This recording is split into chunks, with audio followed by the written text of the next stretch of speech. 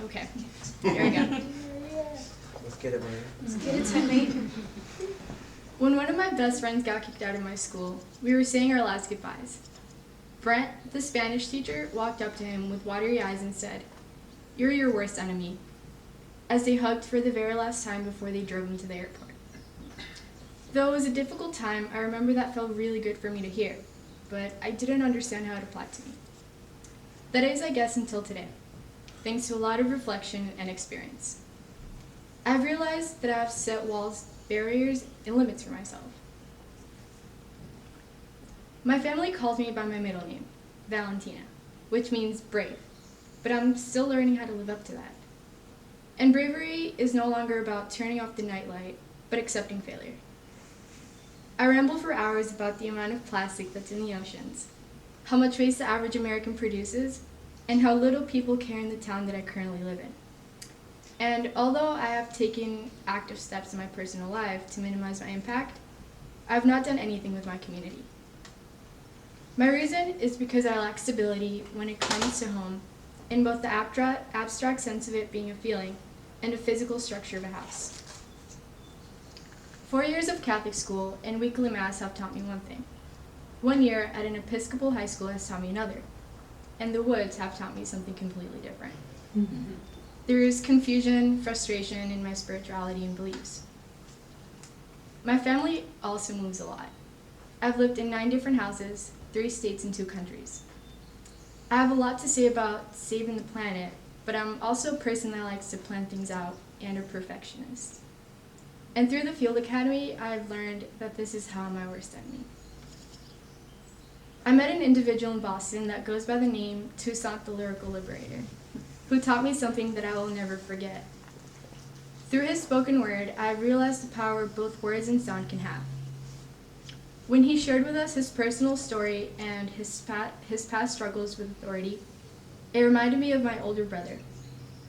He makes music in an apartment in Brooklyn, decorated with paintings that my mom did, and that stinks of takeout food and incense to mask the smell. His music is strange, full of vibrations, beats, and very little words.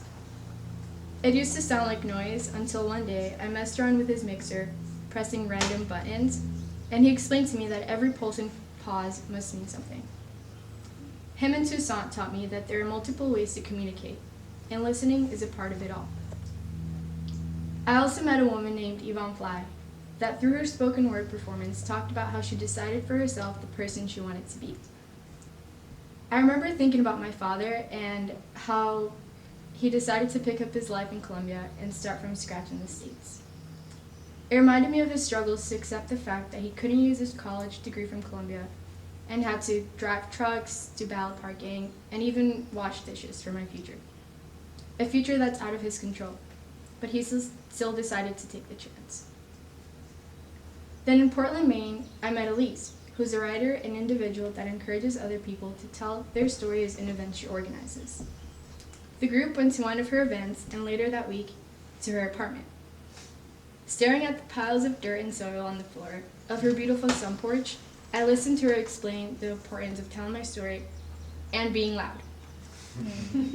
Later that day, I began to think about what could be.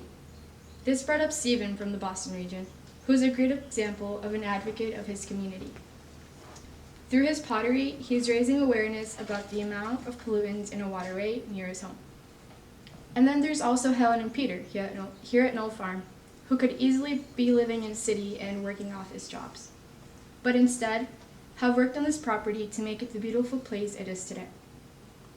They welcome strangers like us into their home and have taught us the simplicity and beauty of the natural world. All of these encounters have sparked something in me.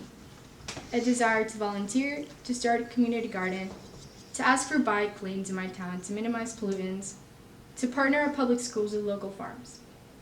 An urge and willingness to communicate, listen, take chances, be loud, to reimagine, to reform, resist, and recreate. Because failure is nothing to be afraid of. And maybe I'll inspire someone the way you all have done for me.